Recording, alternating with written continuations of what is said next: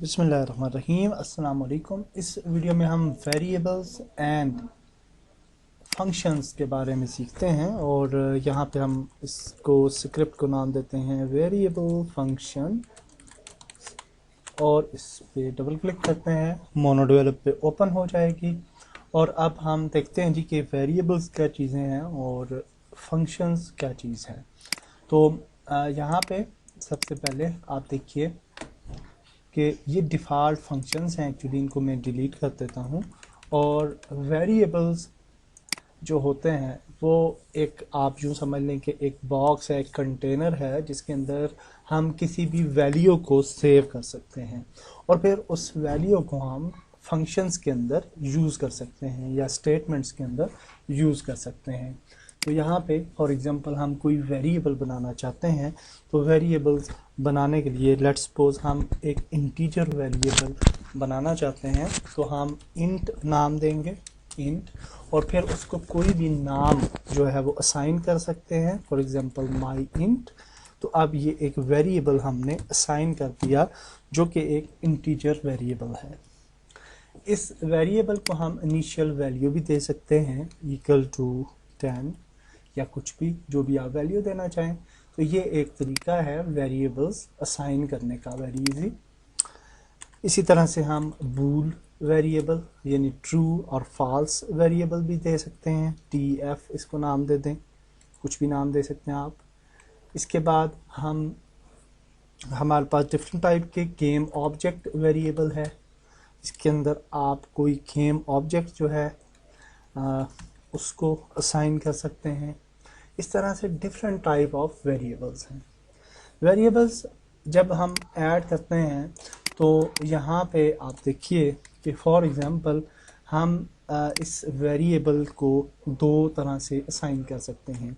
एक तरीका यह है कि इसको हम प्राइवेट नाम दे दें।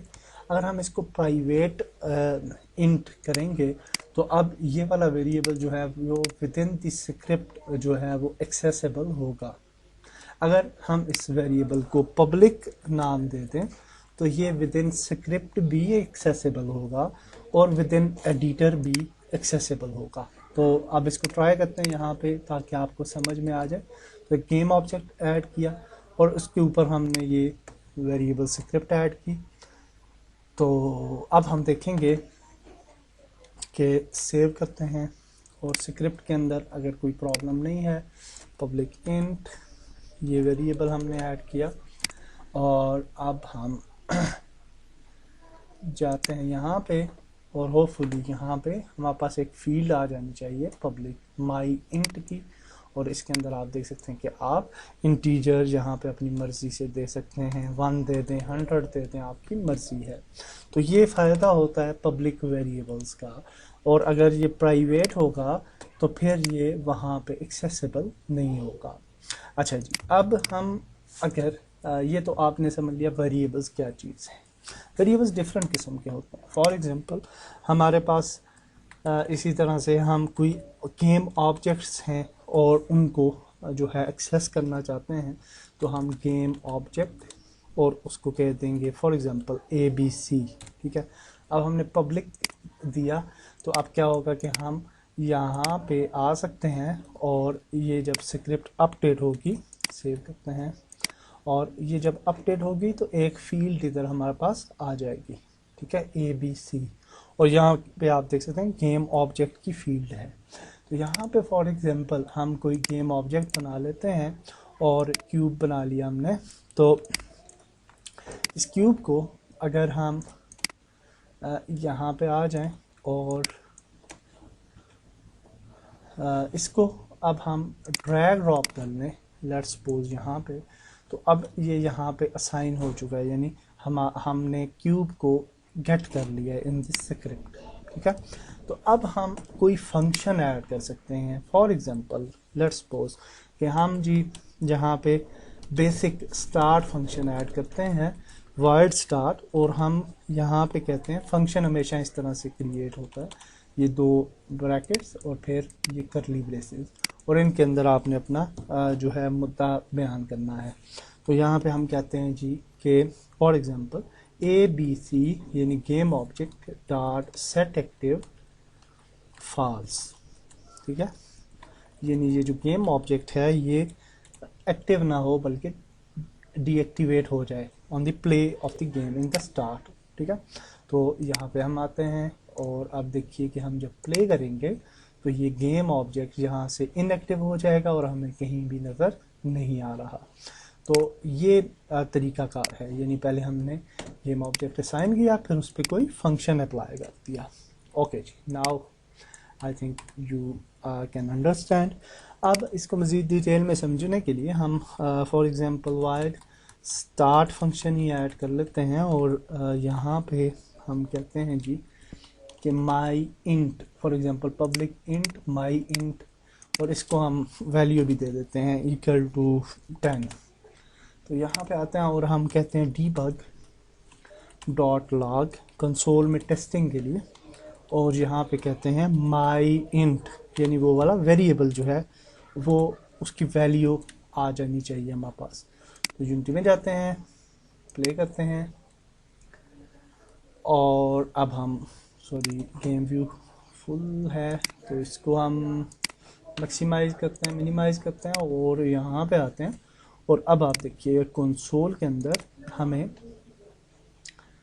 चूँकि वो स्टार्ट में आएगा तो यहाँ पे ये अब आप देख सकते हैं कि यहाँ पे हमारे पास इंट की वैल्यू जो है वो आनी चाहिए। एक्चुअली हमने वो पब्लिक इंट कर दिया तो इसको हम इंट ही करते हैं सिंपली, और वहाँ पे उसकी वैल्यू नहीं देते क्योंकि वो ज़ीरो इधर से डिफ़ॉल्ट में पिक कर रहा है, तो इस वजह से प्रॉब्लम आ रहा है।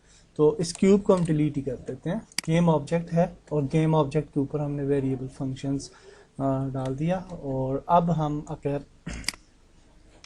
इसको ख़त्म करें और प्ले करें होपफुली सेव करने के बाद, तो अब हमारे स्टार्ट फंक्शन में यहाँ पे वैल्यू आ जानी चाहिए 10। ठीक है, तो ये देखिए 10 वैल्यू आ चुकी है, तो दैट्स ग्रेट।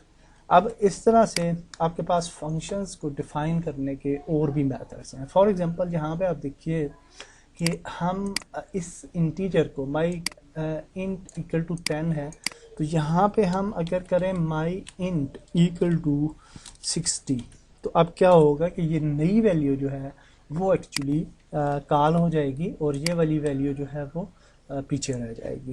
ठीक है, उसको ये जो है वो निगलेक्ट करेगा इनिशियल वैल्यू को, और क्योंकि हमने नई वैल्यू असाइन कर दी है। तो यहाँ पे अब आप देखेंगे 60 लिखा हुआ आ रहा है। इसी तरह से आप सिंपली अगर हम माई इंट यानी 60 प्लस आप करते हैं जी 50, ठीक है फॉर एग्जांपल, तो अब क्या होगा कि 60 प्लस 50 आपको आंसर आना चाहिए। ठीक है, तो ये देखिए 110 जो है वो आंसर है। ये तरीकाकार है जी वेरिएबल्स का और असाइन करने का और फिर उनको कॉल करने का। एक और मेथड है जो कि काफ़ी ज़्यादा उसमें आप कंफ्यूजन रहती है इन प्रोग्रामिंग C#, तो उसको थोड़ा सा समझते हैं। दूसरा मेथड जो है वो फंक्शन बनाने का ये है कि यहाँ पे हम फंक्शन इस तरह से भी बना सकते हैं। इंट यानी वाइड से शुरू करने के बजाय हम उसको वैल्यू इंट से शुरू करते हैं और उसके बाद उसका नाम देते हैं। फॉर एग्जांपल हम कहते हैं जी एडेड बाय 5, ये नाम दे दिया हमने अपने जो है फंक्शन को। और यहाँ पे हम क्या करेंगे, यहाँ पे लिखेंगे इंट और नंबर। ठीक है, अब यहाँ पे क्या करेंगे कि लिखेंगे इंट रिजल्ट। ठीक है, इसको यानी रिजल्ट हमें मिलना चाहिए, और रिजल्ट जो है वो क्या चीज़ है, तो हम कहेंगे रिजल्ट इक्वल टू नंबर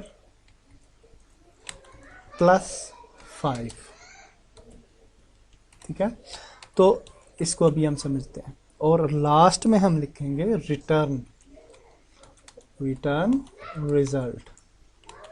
ठीक है, रिजल्ट को रिटर्न करते हैं, अपनी मशीन को बता रहे हैं कि नंबर को पिक करो।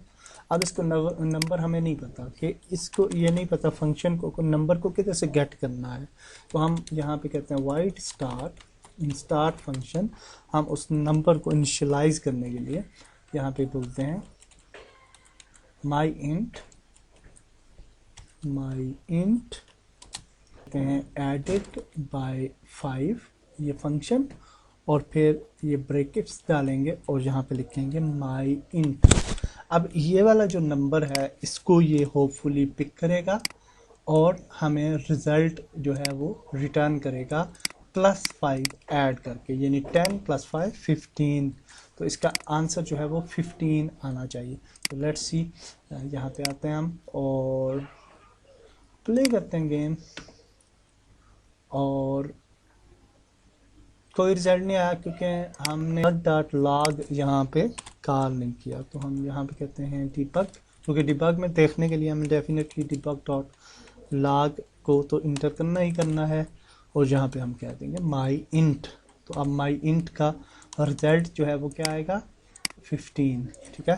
तो लेट्स सी, तो यहाँ पे आ जाते हैं और प्ले करते हैं गेम, और now you can see our result is 15।